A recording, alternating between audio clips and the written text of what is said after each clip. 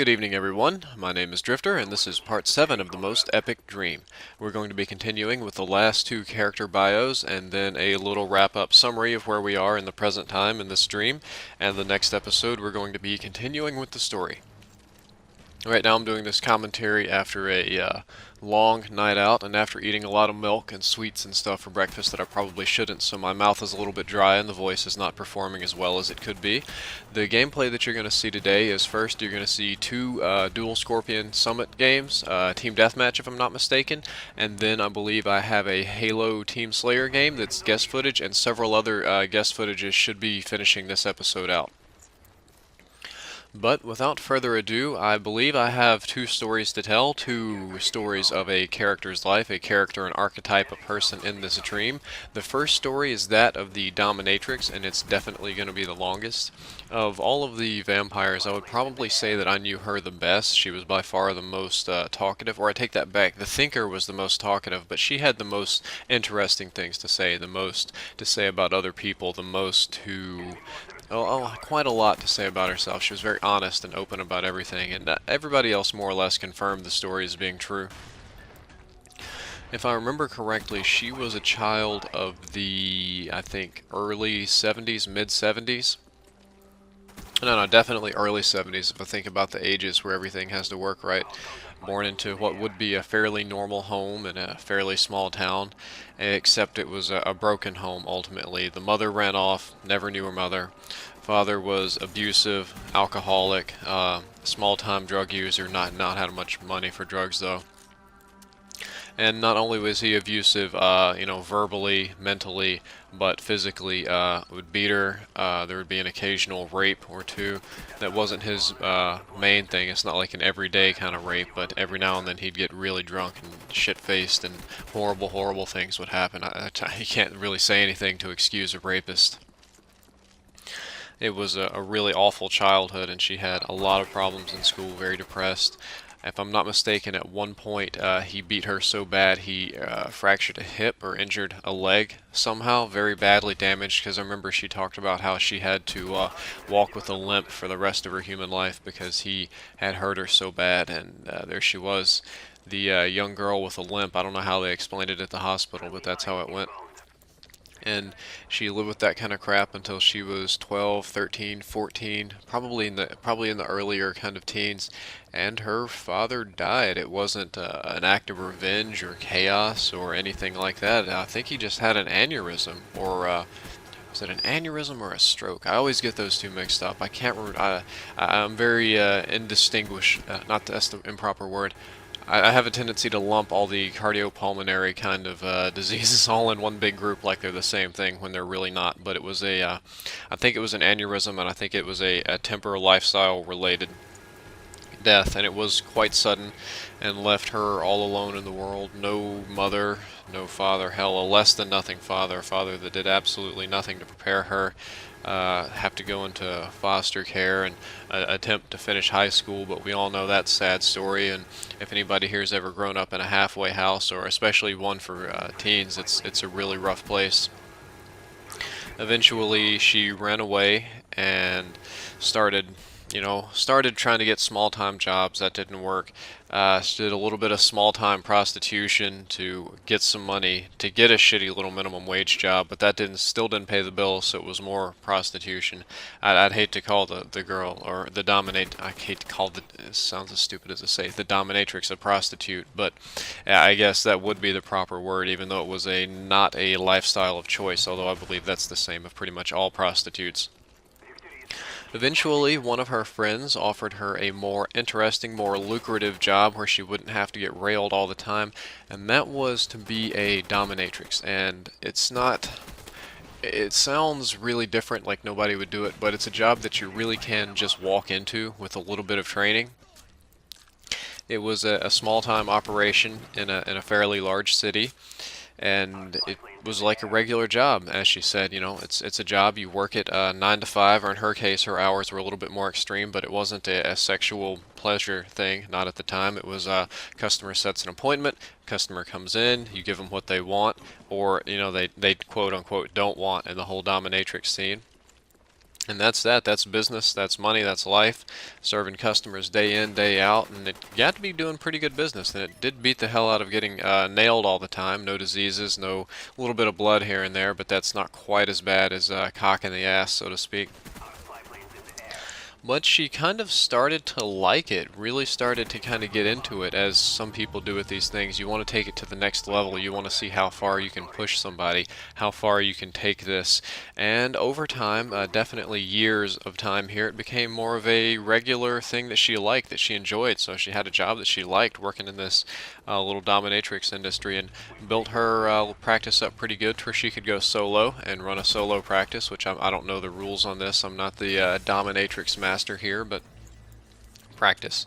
So she had her own little dungeon serving her own little clients. I remember I asked her what kind of clients, and she said it was people that had some sort of really bad power imbalance in their life. It was usually very well-to-do males, alpha males, people in high, executive positions, people with money to throw around, because dominatrix work was a lot more expensive than regular prostitution. A movie star here and there, second, third generation money. Typically rich alpha males that had a lot of money and a serious power imbalance. Not a lot of women, but you'd get a few that like to be abused and degraded and that sort of thing. And she worked the dominatrix industry for a long time, doing all the little games, the ball and gag, the whip, the lick the shit off my heels kind of deal. And when people come in there, they have a tendency to talk, especially when strapped to the wall with their balls and all sorts of little gimmicks and whips and chains and tasers and whatever the fuck it is they do. It wasn't really my thing. And they played a confession game every now and then. Tell me your sins. Tell me what's the worst thing you've ever done. Blah, blah, blah, blah, blah. And one day she was really beginning to get into it. And one of the guys confessed to raping his daughter. And to a lesser extent raping his wife or forcing sex on her when she didn't want it. I don't know. I guess that's still rape when you're married. It's a little complicated. But it very much so unnerved her. Reminded her of her past. Of where she came from. What she had to slog through. And she lost it. She just started choking this guy, and he was chained to the wall, and he couldn't do anything, and she choked him to death.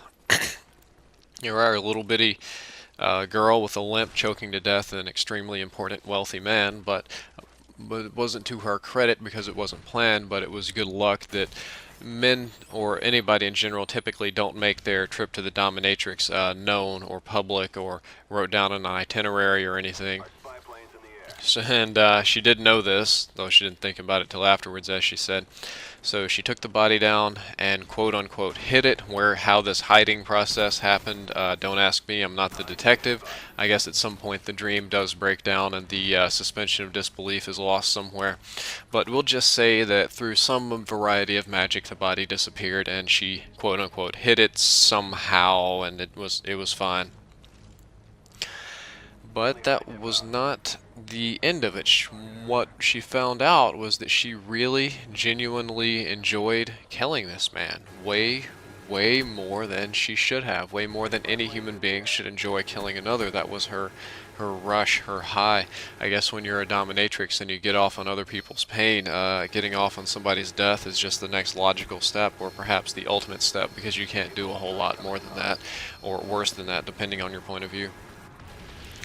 And that was her new game. Her new game was hunting clients. It wasn't a very frequent thing, but she would get people in. She would every now and then play the confession game, and every great now and then, I would say in the instance of maybe once or twice a year, something horrifying would come up, something horrible. And as she said, it was always some kind of abuse situation. It turned her on to kill the people that raped women. Go figure, as kind of like how she was raped in her childhood, and she started cleaning people out. I don't know how long it went on. I would only say a few years at tops, which would have mean only a few bodies, maxing out somewhere around 6 or 7 people. And she was a serial killer at that point, and getting sexual pleasure from others' death, and cleaning out the trash. And by the way, I know you're gonna say Dexter, Derp, Dexter. I had this dream before Dexter had even come out, so I wasn't ripping anybody off in that sense or copying that. However, she made one big mistake. One of those people came in and confessed to a little rape here and there, a little bad thing, playing dirty at the Dominatrix, and she killed him and hid the body. But what she didn't know was this was an associate of the businessman. Yes, the same businessman in the Vampire Pact. A very important associate of his, somebody that he had a lot of vested interest tied up in. So, when his partner disappeared, he began to look around and see where he went, what happened to him, where did he go, and they turned up the usual places, the small-time drug dealers, the people he owed money to, and this and that. And he also poked around his sexual activities, the regular whorehouses, and then the dominatrix place. I don't know exactly how it was discovered that she was killing people. I'm just going to say the businessman has his ways. He found out about her little operation, and much to his credit or discredit, I'm not sure why, instead of moving in solo and deciding to clean the place out, or I guess he didn't have to do anything, he could have just as easily done nothing, he told the queen about it, the queen and the alpha. And they had some sort of conference and they decided this is just the kind of person that they need in their group. A person that is so good with other people, they can get the truth out of them, so well experienced in sex and sexuality, and somebody who truly understands the power imbalance in this world. Maybe not does the right thing with it, but understands it better than almost anyone else. And she was recruited. I don't know a lot about her joining process. She didn't really tell me. I'm going to guess that it was somewhat lackluster just based on my lack of memory. But she joined the vampire pack, I guess, somewhat like I did, became immortal, that sort of thing. Got her speciality, which was, what was her speciality? Oh boy, I can't remember. It was some kind of interpersonal skill that allowed her to manipulate and read people better than pretty much anybody or better than any human should be able to do. I say that phrase a lot, better than any human should be able to do, but that's how it was. And once inside the vampire pack, she kept up with her whole dominatrix game, except she was able to take it to the whole next level because instead of killing people once every now and then, it was a regular common thing, and it was encouraged to kill one person, kill two, kill three, have an orgy, eat the orgy.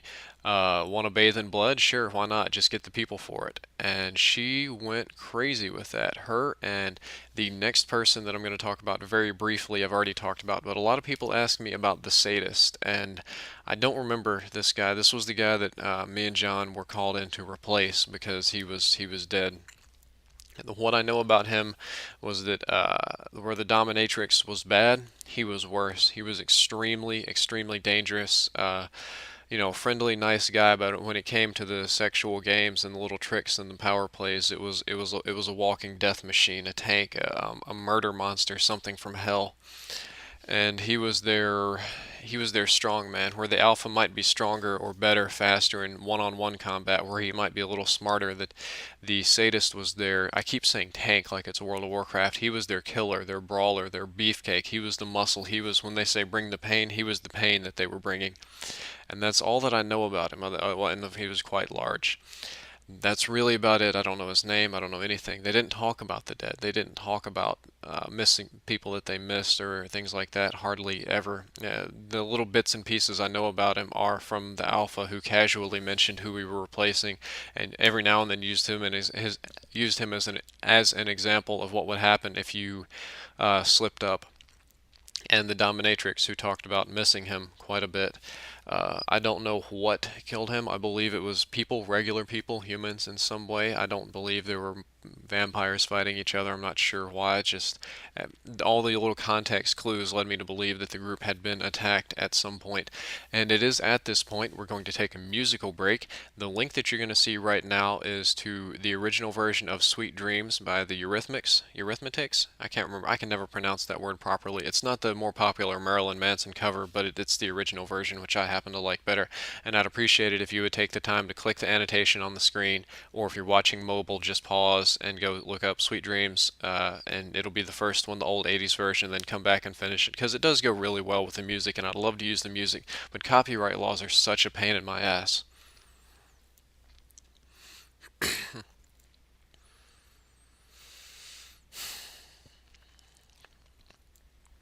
Well, I hope you enjoyed the song. I hope you did click the link instead of just waiting for me to say this. The next story that we have going on is the story of the Queen, and this is going to be a bit of a brief one. I don't know much about her. She didn't say much about herself. She was so different from the rest, so incredibly different. I knew it from day one, but I didn't know why. She was so aloof, so out of place. Everybody else, it their purpose was set. They understood who they are, what they're doing, how they're there. She honestly seemed to forget she was a vampire. She seemed to forget she needed blood. She was friendly with people. She went out during the day. She was nice, charming, all these sort of good things. And then every now and then, whenever there was a really important decision, whenever she was hungry, something would change, something would snap. It was like flipping a switch, and the face would change, and it would just go serious as fuck, and it would start giving commands. She would start giving commands, and they were serious. It wasn't like the "you will obey me," but if you've ever seen a leader that is so precise and exacting in their words and what they're telling that there's no need to question, there's no reason or ability to question that leader. That's exactly how this was, and it wouldn't be very often. We're not talking once a day. We're talking like once every couple of weeks, once every month, 2 months. She would quit being a teenage girl, all happy and silly, and just change and just say something, and it would be the most absolute right thing that could possibly be said, and everybody would jump, and the alpha would take it as a command from the god and get everybody marching and doing what they need to be doing. And that's how it was with her. But she didn't seem to be too interested in killing people, which was strange. Everybody else, like, oh man, this person, they tasted great, their blood was awesome, let's do this, let's fuck this, let's snort this, blah, blah, blah. She was really aloof to all that, just kind of ditzy, hanging around, not really, she would see people die and torn up and abused, and she'd look a little sad, like, oh, but oh well, not my problem. Just the kind of same feeling you would get when you would see, maybe a small animal that's hurt, like, oh, but I can't help, not my problem, and kind of walk away. But there was something very different about this one, different from the rest. I guess that's why they called her the Queen. They didn't actually tell me that she was the Queen until later on, and that's what's going to be coming up next in the story, is how I found that out. The Her function is more complicated than that, as a matter of fact. But we are now up to the present in this dream. All of the characters' stories have been explained, and they're going to start panning out in more detail, as you're going to see. At this point, if you remember from several episodes back, I have been broken down and rebuilt into the model of something like a hedonist, or perhaps a lower spectrum sociopath, free from all judgment, moralities, laws, religions, rules, anything. A man completely unhinged to enjoy and indulge at his will. Except it wasn't quite complete. They had one last test for me and my buddy John. I haven't mentioned him in a while. He was the same. He went from a sniveling, weak man, subservient to an overbearing family, to a personal god, or a personal demon, doing the same thing I wanted, whatever he wanted, when he wanted, how he wanted. Sex, love, death, murder, fun, chaos, everything, all at the touch of your fingertips, forever and ever and ever. Every little boy's dream. But he also had a final test, a final proof of loyalty. His test was to go and kill his family, his overbearing, annoying family that held his life back forever, and to kill his girlfriend, the same overbearing girlfriend that more or less lived her life vicariously? No, that's vicariously, definitely not vicariously. Vicariously? I don't know the right word. Through him.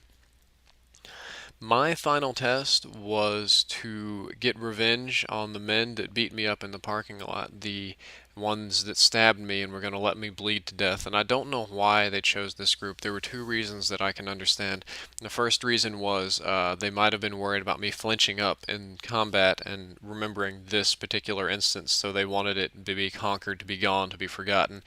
Or it might be because all of these men had families. They all had something going on, something that would go against my grain, to hurt children, to hurt innocent people, because we hadn't really been doing that. We'd heard a lot of, let's just say, random people, a lot of somewhat less than innocent, drunk girls at the bar, drunk guys at the bar, assholes, random person off the street. But it wasn't like going to an orphanage and tearing things up. It wasn't like that. This would be different. It would push me to do things that I had not done before, and it would be solo, no babysitting, no encouragement, do or die, so to speak.